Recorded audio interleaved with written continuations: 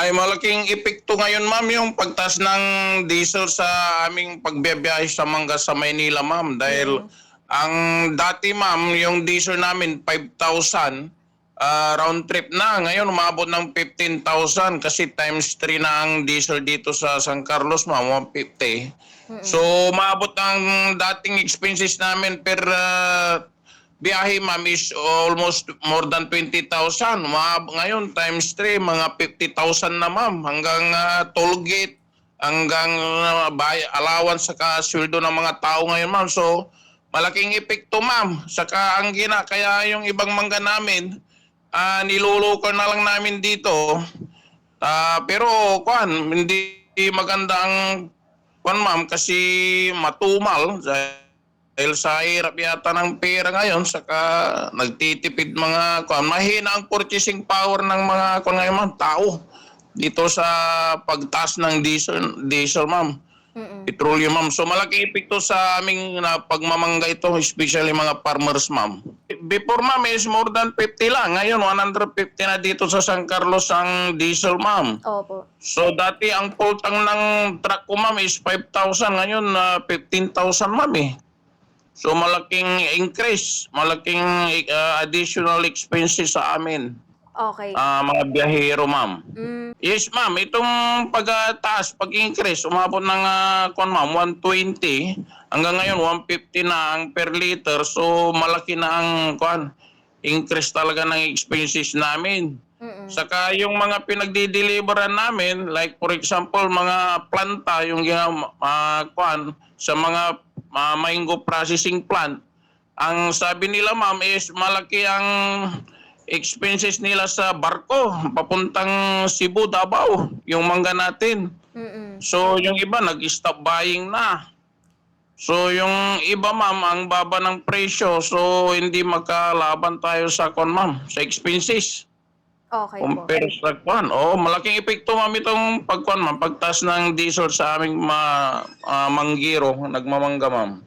Ay, malaking lugi na sa aming nagmamangga ma'am kasi nung nag-off season spraying kami, tinamaan tayo ng super typhoon Uwang. Opo. Yung November typhoon. Tapos nung spray namin ng December, tinamaan tayo ng seed fly. Kaya konti ang na-harvest ng first quarter, January, February, March. Dahil tinamaan tayo ng seed fly, yung tinatawag nating kurikong. So umabot ng 60 to 70% ang damage dito sa Pangasinan. So hindi pa na-control as of now, talagang nandiyan pa rin yung seed fly. Tapos yung spray namin ng January, itong expected harvest itong April, ito naman ang sa pagtaas ng diesel. So bali 3 times na kaming tinamaan ng yung una yung typhoon, tapos yung seed fly, tapos ito bali 3 times kaming tinamaan ng ma'am. Nagmamangga, malaking epekto sa amin ito kasi yung iba nag-stop na nag-spray ma'am eh. Kaya ngayon walang gaanong bulaklak, butil ngayon eh. Wala, bira nang makikita natin mangga dito sa Pangasinan. Yung iba pinabayaan na yung voluntary flowering. Kaya umitim na yung mga manggahan natin dahil sa taas ng expenses sa pag-spray. Halos lahat, sumabay na rin ang calcium kasi ang fertilizer ngayon ma'am is 2.5 per bag, yung urea. Ganon din ang calcium nitrate, yung pamumulaklak. Pati mga chemicals man, tatas na rin. So wala, malaking epekto sa aming ito ma'am, itong pagtaas ng diesel ma'am.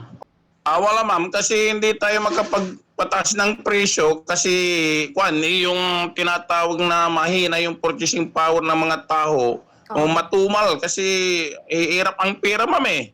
Tama So siyempre ang priority ng mga tao ma'am yung ulam nila. Second lang yung mangga. Secondary lang.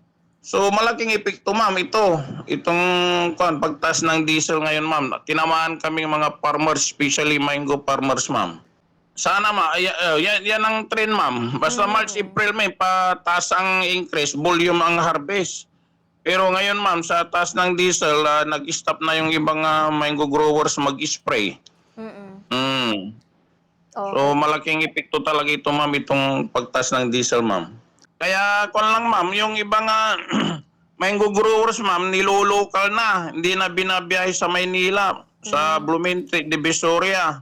Dito na lang sa natin, mga bayan-bayan, Dagupan, Lingayen, Alaminos, Ordanita na mama ang market namin.